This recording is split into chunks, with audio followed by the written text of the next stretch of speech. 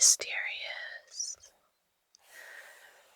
This book we bought, I think, on a trip to the Upper Peninsula of Michigan. And we found it as an autographed copy. And this is Great Lakes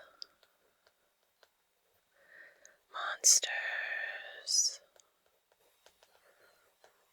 and Mysteries by Brad Blair and Tim Ellis. On the front we have a rather creepy, ominous looking monster hand reaching over a table and a book that says monsters and mysterious things that inhabit this place are not to be trusted. And then they didn't get to finish it. And then you have a little map of Michigan, Huron, Erie, and Superior Lakes. Have a lit candle off to the left and an inkwell. On the back, let's read about it. Our world is filled with hidden mysteries and wonderment. All that we need to do is take the time to open our eyes and see the possibilities that science has not yet discovered. This is what Tim Ellis and Brad Blair have done. They have observed not only the strange and unusual, but also the wonders that await the intrepid adventurer who dares to cross into the realm of the inexplicable. This book chronicles many of the traditions and stories that have been told around thousands of campfires. However, these are not mere tall tales or legends. These are the true chronicles from a sometimes wild and beautiful land. From creatures who inhabit the nightmares of inland seafarers, to the beliefs and traditions of the native peoples of the Great Lakes and those unexplained objects that glow in our late-night skies, this book covers it all. Tim Ellis and Brad Blair have done an exhaustive job of researching subjects that to many may seem unbelievable. Yet, in some way, these topics are all part of the natural world which needs to be explored. The authors give voice to the experiences of those people who've been touched by a hidden world which exists side by side with our reality. Turn these pages and decide for yourself what is real. And we have a couple of photos of the authors down here. Mr. Blair looking very serious, and Mr. Ellis not.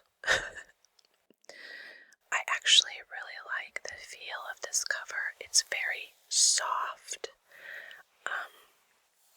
almost suede feel to it, but it's just a paper thin cover, but it's very nice to touch.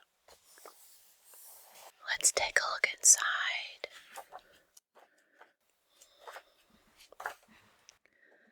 There's the author's signatures. The cover and illustrations by Jason McLeod. This was printed in 2021 by Visionary Living Publishing, New Milford, Connecticut.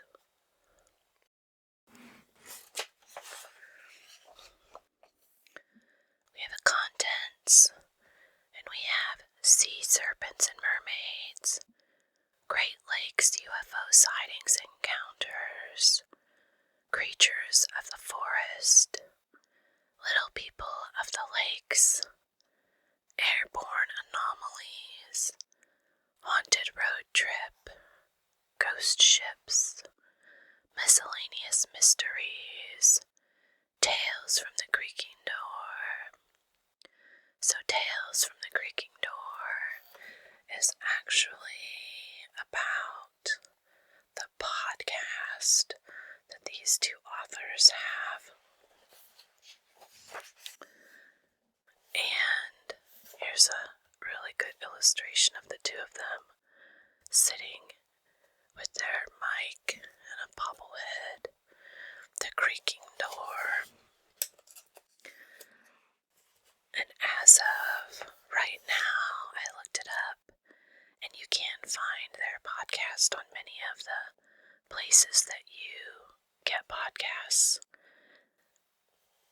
creaking door paranormal radio.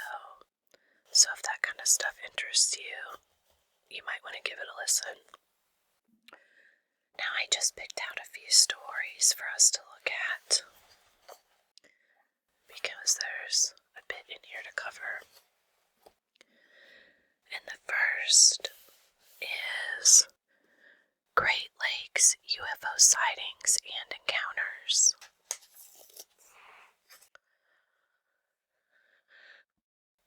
And it starts, I recently had a chance to sit down and speak with Bill Konkoleski, the state director of the Michigan chapter of the Mutual UFO Network, also known as MUFON. In just a few minutes conversation with Bill, I found out just how passionate and well-versed he is on UFOs and their impact on the Great Lakes region. His respect for the field is unparalleled. I wanted to speak with Bill particularly on a case that happened along the shores of Lake Michigan back in March of 1994. It was during this interview that Bill shared a fantastic story that took place over Lake Huron in 1975. But first, the Lake Michigan UFO event of 1994. March 8th, 1994 would become known as the beginning of a barrage of UFO sightings that would span weeks, but the night of the 8th would be the evening most remember and talk about today. Over 300 witnesses would come forward to report what they saw in the sky that night, including law enforcement and radar operators. I would say several years ago, many of us would have thought, oh, I don't know about that. But after the testimony to Congress last year, you kind of wonder if you haven't seen any of these, what's going on? What do you think's out there? Over 200 miles along Lake Michigan shoreline, the phones of local police stations started to ring nonstop. Reports of strange lights in the sky moving all over the place was the same story heard from one phone call to another. In the early stages of the calls, the dispatchers are noticeably flippant about the calls and almost sound annoyed having to take the information. As the calls increase, they start to tell callers that radio towers are to blame for the strange lights in the sky. The calls don't stop, and now the dispatchers are beginning to wonder themselves. Who made the first call that night, we will probably never know, but the Graves family of Holland, Michigan became the most remembered, as it was their report that finally prompted dispatch to send an officer to investigate. Here is what Bill Konkoleski had to say regarding the Graves' family and their report. Quote, their whole family, looking out their window, saw what appeared to be a giant string of Christmas lights in the sky. It was just hovering, and then it would move around slightly. The lights were red, green, white, and blue, this array of colors, and this thing looked to be all attached to one big object. Holly, the mother, calls 911 about 9:30 at night. Dispatch realizes that they had a witness on the phone that was saying, the UFO is here, it's still here, come check it out. The fact that they were speaking with someone who said they were currently looking at it, dispatch sent someone immediately due to the number of calls they'd already received.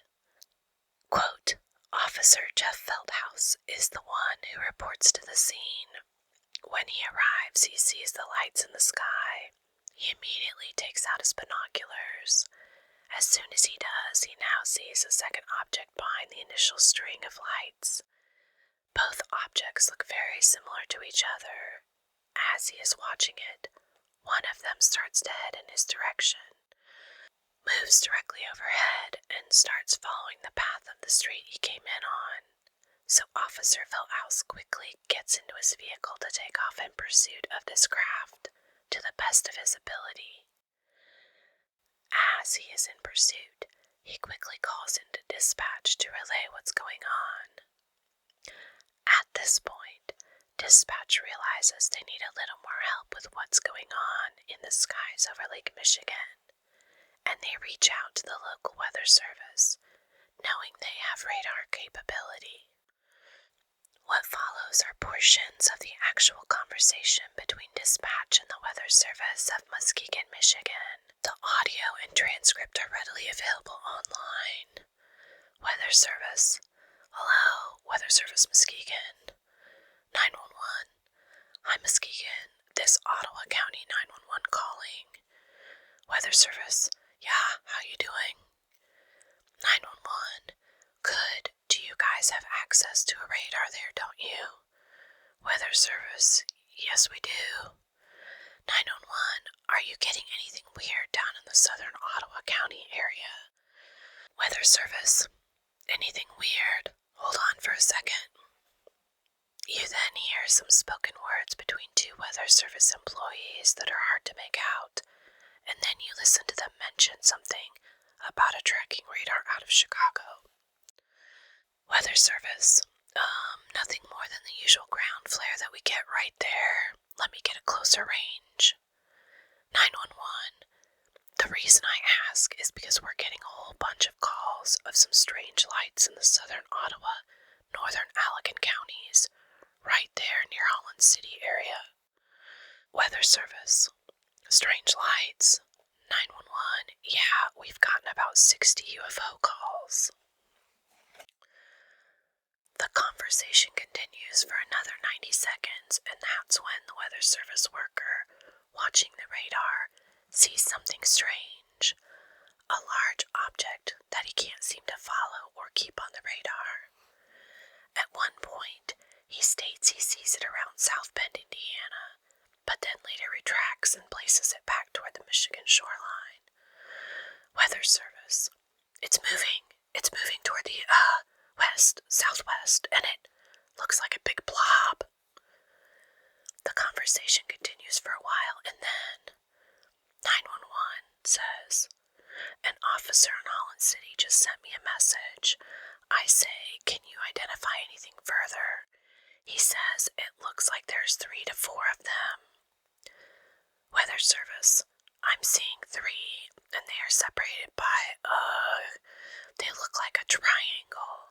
I'm seeing one down by South Haven. I'm seeing another one over Lake Michigan, about northwest of Benton Harbor, and another one east of Benton Harbor, which would be near Decatur. I'm seeing 3 of those, and they're very strong. Now I'm getting another one down in Berrien County. These are huge returns. I've never seen anything like this. Not even when I'm doing storms. These aren't storms. They're just popping up all over the place. 911. This is strange. The officer says that green and red lights does not look like an airplane. They come together and then they separate, and they just keep doing this all the time. They continue to talk with one another about these objects and their path of movement for a couple more minutes. Near the end of the conversation, the weather service employee explains the lights are now moving over southern Lake Michigan and making their way toward Chicago. They exchange a few more words and then hang up. After the night of March 8, 1994, the reports of UFOs over Lake Michigan continued for quite some time.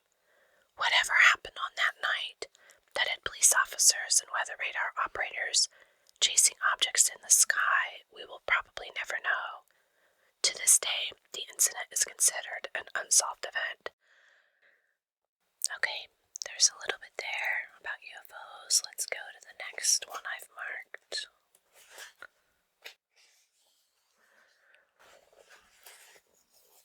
And this is about creatures of the forest. And these are cases of things often called cryptids, like Bigfoot and Mothman, things that are supposed to be human-like animal creatures. Anyway, let's read about this first case. It was early June 2015, and Julie walked to the end of her driveway to await the arrival of her daughter Hannah, who was returning from the last day of school by bus.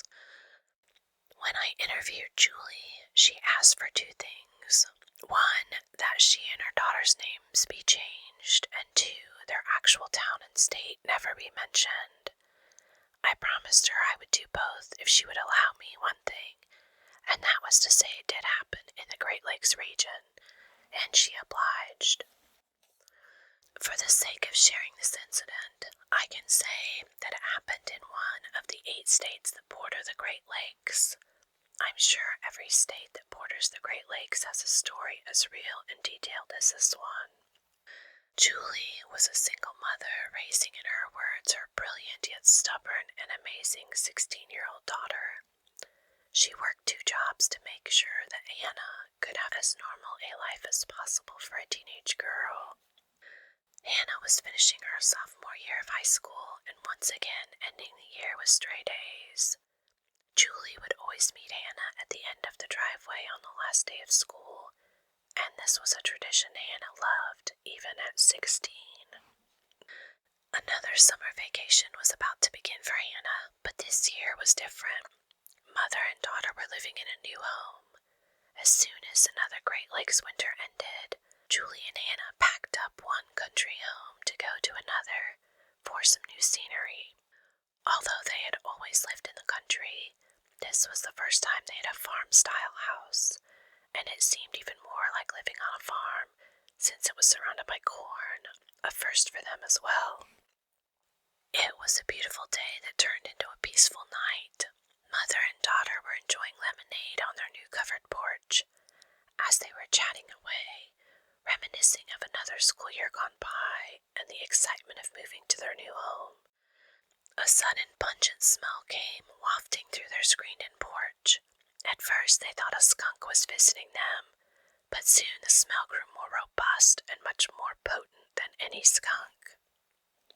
Julie quickly ran to grab a flashlight to get a closer look of the yard from the safety of their closed-in porch. As they scanned the front yard, nothing seemed out of the ordinary. They turned their attention to the side of the house, where the cornfield met the yard. It was then they saw something. A large, dark mass seemed to be sitting or lying on the edge of the cornfield. The flashlight's beam went across the thing on the ground, revealing a sheen of fur that covered the body. Julie realized that they were probably dealing with a wild animal.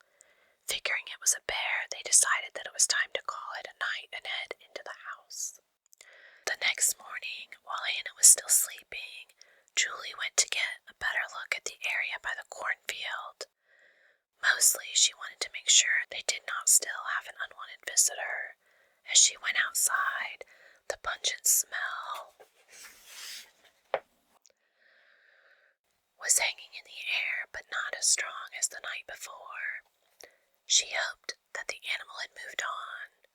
As she approached the area, roughly 20 yards from the house, she could see that it was gone.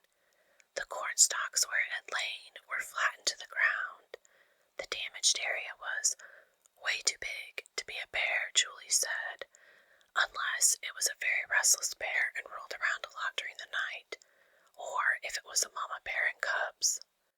Julie noticed within the beaten-down grass and corn stalks a trail of dried blood that led back into the cornfield. She was not about to follow that trail. Julie went on to say, there was still the question of what was the smell. I've grown up in a family of hunters and know quite a bit about living that lifestyle, and no bear has ever given off the smell that Hannah and I experienced the night before. Later, as they ate breakfast, Julie shared with her daughter what she had seen earlier that morning.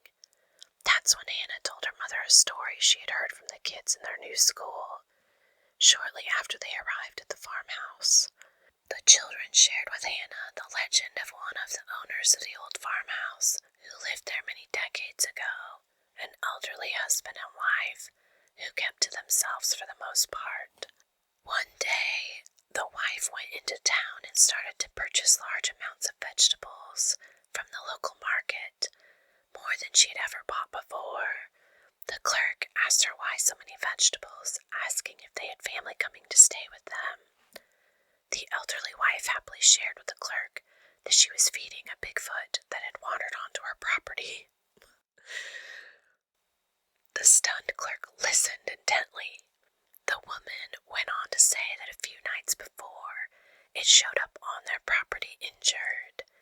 It was lying in the cornfield, butting up against their property. It made an awful whimpering sound. Aww.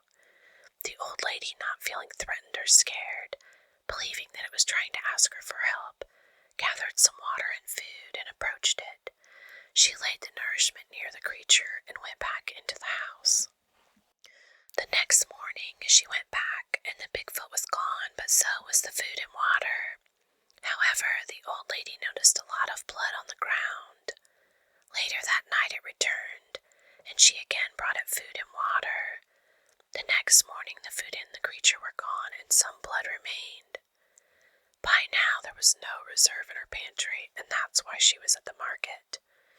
Rutabagas were his favorite, according to the wife. She gathered her belongings, and back to the farmhouse she went. The story spread like wildfire through the town, and of course the locals wrote it off as a crazy old lady going mad in the old farmhouse. Poor lady. She was just helping out a Bigfoot. The buzz continued around town for a couple of weeks when the old lady again showed up at the local market to buy more vegetables, especially rutabagas. Everyone watched as she approached the clerk, and this time she was asked if she was still feeding the Bigfoot. She said yes and left with her backload of vegetables. A month or so would go by, and finally the wife once again arrived at the local store. But this time she made her standard purchases that the clerk was used to seeing, and he politely asked her why she was done buying for the Bigfoot in her yard. She kindly responded that he had stopped coming around. She believed that he stayed in the cornfield during the day and went to the property line at night for food and water, and continued to do this while he healed from his wound. She figured he was now strong enough and was able to get back home wherever that was. The following year, both the elderly husband and wife passed away. The old farmhouse would change hands many times, with no one staying for an extended period. The rumors started to grow around town that the old farmhouse was haunted, and so the legend would grow through the years. Julie was shocked that Hannah was just now sharing this story. Hannah explained she simply did not want to scare or upset her mother. Even the kids were all laughing about it when they shared the story. However, they also asked Hannah if they had seen any ghosts or Bigfoot. Julie left the story there, not pushing the issue any further. Later that day, Hannah asked if she could spend the night at a friend's house. Julie was happy that her daughter was quickly finding new friends and promptly obliged. And having a quiet night to herself sounded inviting as well.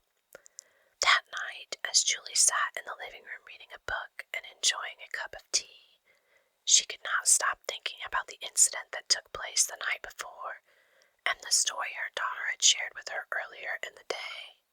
Julie told me how the legend of Bigfoot never really interested her, but she had heard plenty of stories of strange creatures in the woods growing up. Since she came from a family of hunters, these stories were abundant around campfires and family reunions.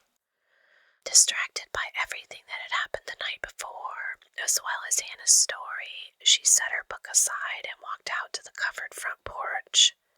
Immediately, she was greeted with the extremely pungent smell from the night before. I remember the feeling of my throat closing in and my stomach becoming upset, Julie said. I don't know if the reaction was from the smell or fear or both. I quickly ran to grab my flashlight, and this time I grabbed my handgun as well. I was feeling happy in the fact that Hannah was gone for the night.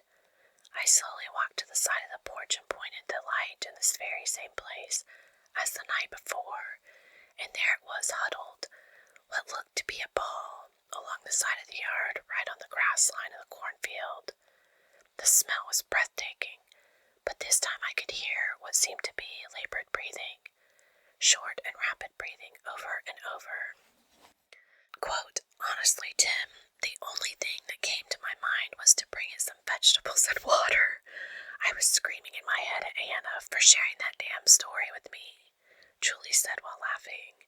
She went back to the pantry, guessing that the creature was the same one the old farm wife cared for decades ago, and gathered some food. Sadly, she didn't have as many vegetables as she thought, but gathered what she could. Slowly, she opened the door and made her way around to the side yard, keeping the flashlight on the massive black fur with one hand, the gun in the other, and a bunch of food pinned against her body beneath each arm. She moved closer. The labored breathing seemed to quicken as Julie approached. She quickly laid the food and water on the ground and then backed away, never taking her eyes off the nightly visitor. Once to the porch, she quickly ran in, locked the door, and went upstairs. My bedroom is on the same side of the house as the cornfield. I wanted to see just what this thing was. My heart was pounding, and the stench was in my nose. There was not a lot of light to see outside. The only light was coming from the living room, where I was reading my book. But when this thing started to move, I could tell. It was huge and slowly made its way to the food and water. Once it had the items, it quickly went deep into the cornfield. I didn't sleep a wink that night and couldn't wait to have the sun come back up. Before Hannah came home that day, Julie was outside at the break of dawn. Once again, she could see where this creature bedded down, and still she could see what looked like dried blood. Then Julie noticed something new. That footprint. The night before, she had not put the food and water right by the creature. She was too frightened. She figured she had put the food about 6 feet or more away. Earlier that day, they had a decent rainfall, causing the ground to be wet, and in the damp ground now left the signs all Bigfoot hunters want to find. I measured it myself from heel to the tip of the big toe, and it measured no less than 20 inches. Hannah is now married with family and does not even live in the United States. She has never seen another Bigfoot but knows all too well of their existence. This is a secret we promised we would always keep. I now live alone in this beautiful old farmhouse. We do not want our lives or its life ruined by media, thrill seekers, or Hollywood. Our Bigfoot still comes around to this day. At least now it's not just when there's an injury. I'll always know he's there by the smell or the sound he will make to let me know. He doesn't come around often, but when he does, I always make sure I have the vegetables ready, especially the rutabaga. I don't have a clue what or who it is. I don't know if it's a male or female. I just refer to it as a male. I don't want to know, and I don't need to know anything more. There's something pretty special about this property, and I love being a part of it. I do believe he's out there, watching over the land, the farmhouse, and me. Oh, and just for the record, this farmhouse is not haunted. I believe it was the Bigfoot that was scaring everyone away, but when it's an old house on a piece of property, it must be a ghost, not a Bigfoot, Julie laughed. This story was never about fame or recognition for Julie. She never, nor will she ever, go looking for more publication on this story. Sometimes it's just enough to know someone who knows someone who knows someone and happens to have their email. So the next one we're going to cover is in the Airborne, anomalies. And this talks about a large bird creature, often called a thunderbird. In April 1948, a rash of giant bird sightings plagued the state of Illinois. Early in the month, an officer at a U.S. military installation near Alton reported spotting a monstrous bird, which he believed to be larger than a standard military aircraft, circling the area. The following week, a couple near Caledonia told authorities that a similar bird was flying over their farmland, a creature large enough to make them fear for the safety of their livestock. They had mistaken the bird for a small airplane until it began flapping its wings. That same week, a trucker in Freeport reported the monster, and a 12-year-old boy in Glendale swore to his parents he'd spotted a bird as big as an airplane flying over their neighborhood. Other sightings were reported through the spring as news outlets began pushing the story to the public. By summer, the great bird had either moved on or had gone into hiding. But it would not be the last time the land of Lincoln was terrorized by such a creature. Almost 30 years later, a mother in Lawndale, Illinois, was in for the fright of her life when she experienced a first-hand encounter with a pair of possible thunderbirds. It was a hot July day in 1977. Ruth Lowe stood at the window watching her 10-year-old son Marlon playing in the backyard when she noticed the child standing frozen in place as a large shadow passed overhead. Suddenly, Marlon began to run toward the house, letting out a panicked scream. Ruth ran outside just in time to see a giant black bird with a white ringed neck swoop out of the sky and snatch the child in mid-run. Terrified, she pursued the creature that was attempting to fly off with her son, who had been carried 30 feet across the yard by the enormous beast. Her panicked chase paid off as the bird dropped the boy before ascending. The already horrified mother was in for a greater shock as she witnessed a second bird of a similar size join the monster as it flew back into the atmosphere. As incredible as this encounter sounds, several of the Lowes' neighbors witnessed it. This incident was just the beginning of a flap of giant bird sightings that would plague Illinois once again, as random sightings of a huge airborne creature were reported throughout that summer. Farther north, just east of the Minnesota border with northern Wisconsin, another oversized avian dominated the skies. In June 2005, John Baldwin was enjoying a vacation at a rural cabin in the Webb Lake Wilderness area. Taking advantage of the sunshine and warm weather, John headed out on his bike for some fresh air and exercise, pedaling off to explore one of the nature trails surrounding the lake. When he came upon a clearing, John was surprised to see what he thought was an emu standing in the middle of the field. He stopped to get a better look at the bird. He estimated it stood between 7 and 8 feet tall and was roughly 6 feet in length, with dark gray feathers. Not wanting to startle the bird, he hid his bike at the edge of the field, then crouched down in the high grass and quietly attempted to approach it. As he got within yards of the bird, it caught a glimpse of him and took flight, exposing what John believed to be a 20-foot wingspan, many times larger than any bird known to inhabit the area. Similarly, a fisherman in Lake Huron had a close encounter with what he believed to be a thunderbird, or at least a bird much larger than anything thought to exist today. It was June of 2012 when Mark and his father were out for a sunny day on the lake. As they strolled near the village of Spanish, Ontario, located on the far north shore of Huron, Mark noticed a large moving shadow covering the boat. Gazing up, they were shocked to see what Mark described as something many times larger than a bald eagle, with a wingspan so immense it blocked out the sun. A similar creature had been reported the prior year flying over nearby Upper Michigan forests, lending credence to the theory there might be a family of these rare beasts nesting in the remote woodlands of northern Michigan and Ontario. And then the last story of the day, we are going to go into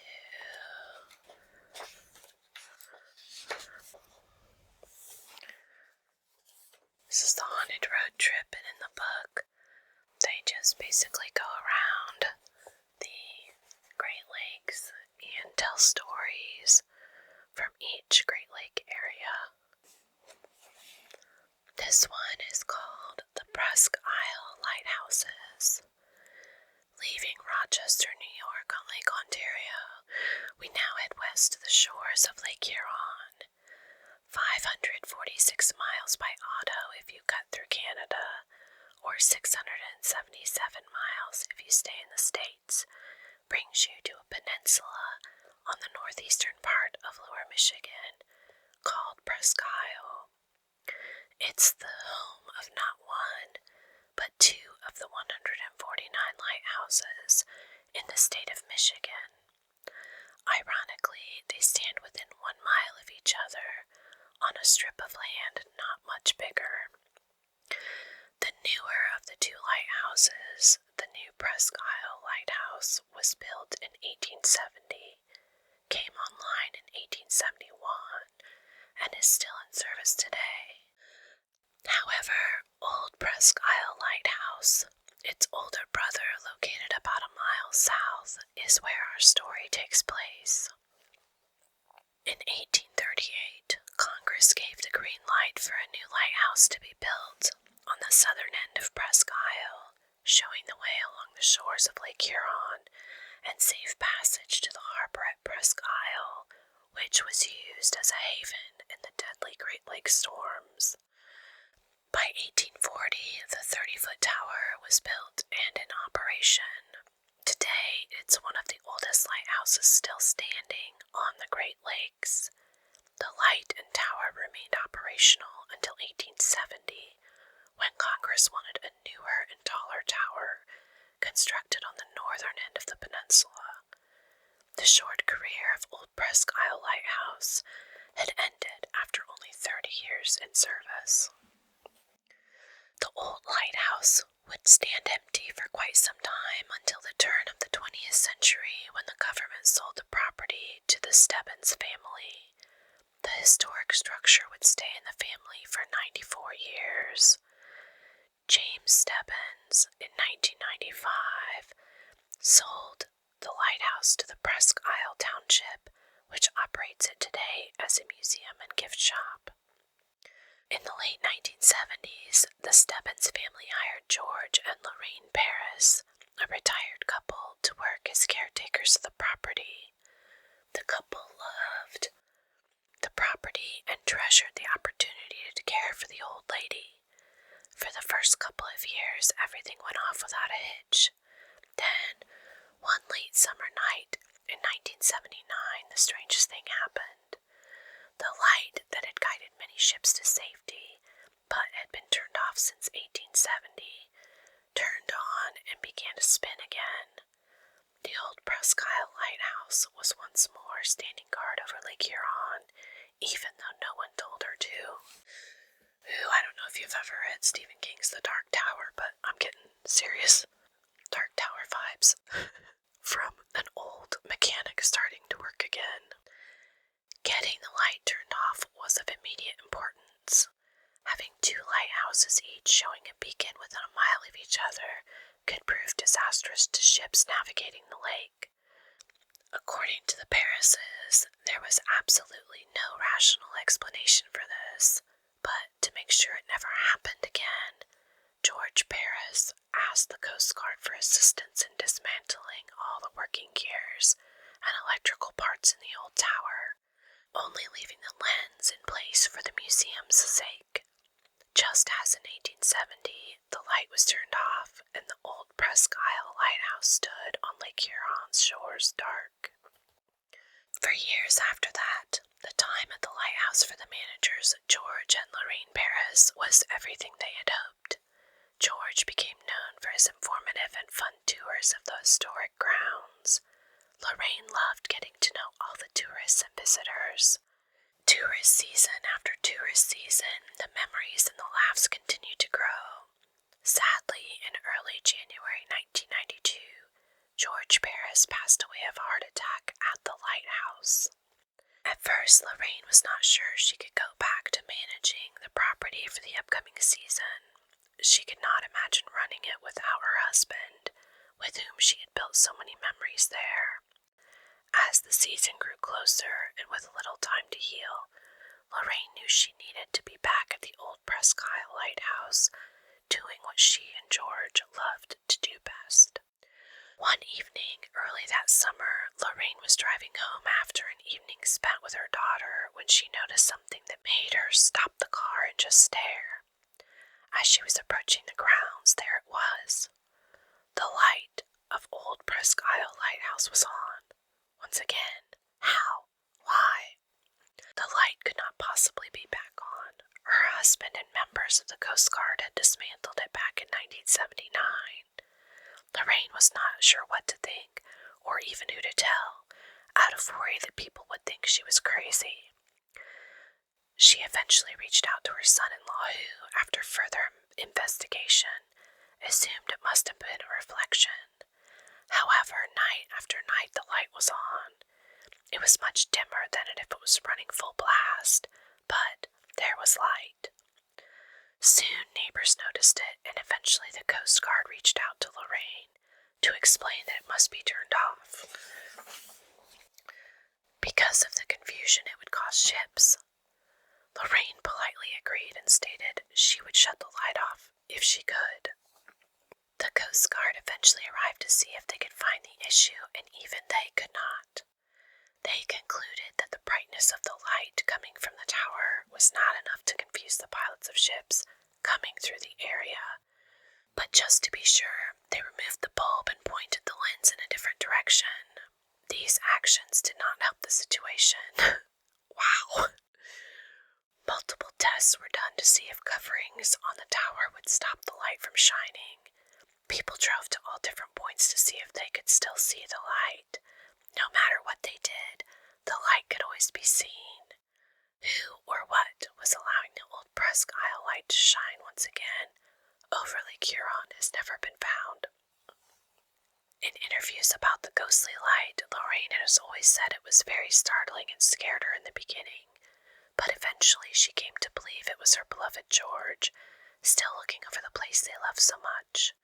In a dramatic way, he was letting her and everyone else know that he was still around. After all, when alive, George loved to put on a big show for the visitors at the lighthouse when he gave his tours, and he was a master electrician. So I just imagine George and his ghostliness as trying to fix the light, and people keep coming and taking more things from it and changing it. And I just imagine being a frustrated ghost because all he's trying to do is get the light to work again, and everyone keeps trying to foil his plans. Since George's passing, other events have occurred at the old lighthouse that cannot be explained. Lorraine was in the lighthouse one evening, catching up on work when a bad storm struck. Concerned, she stopped work to move her car closer to the lighthouse, but the door would not open. She saw through the window that 2 chairs were propped against the door from the outside, blocking her exit. Feeling that this might be a sign that she should stay inside, Lorraine went back to her desk and resumed her work. Just then, a lightning bolt struck the lighthouse, just where she would have been parking her car, had she been able to get outside. Once again, Lorraine believed that George had been looking out for her. Still standing watch. Visitors will often speak of seeing someone up in the tower standing by the lens after the lighthouse is closed for the night. One time, the mysterious figure was described as dancing. Maybe George was like, finally got it to work again. On another occasion, a young girl was with her family visiting the lighthouse, and while the family stayed down in the gift shop, the girl took a trip up the stairs into the light tower. When she came back down, she was excited to share with her family what it was like in the tower, and to talk about the friendly man who was up there telling her stories about the place. Knowing she should have been the only one in the tower, she was asked about the man who was with her. Eventually, she was shown a picture of George Paris, and the girl excitedly exclaimed that that was the man she was talking with. Gives me chills. Whether it's the spirit of the old lighthouse itself, or the ghost of its former manager, George Paris, or, as some have speculated, the last keeper to work the light, Patrick Garrity, the old Presque Isle lighthouse continues to shine. Perhaps it was tired of literally living in the shadow of its taller, sleeker, younger, and better-looking brother, the new Presque Isle lighthouse. As a side note, lighthouse keeper Patrick Garrity did not die in the old Presque Isle lighthouse, but he does hold the record as the longest longest working keeper for the old light from 1861 to 1870, and the last. In 1871, he and his family moved a mile up the peninsula to become the first lightkeepers of the new Presque Isle Lighthouse. Well, that was quite the story. How lovely. I hope you enjoyed these stories of mystery around the Great Lakes. I find them interesting and fun to read. So as always, I hope you're taking care of yourself and sleep well.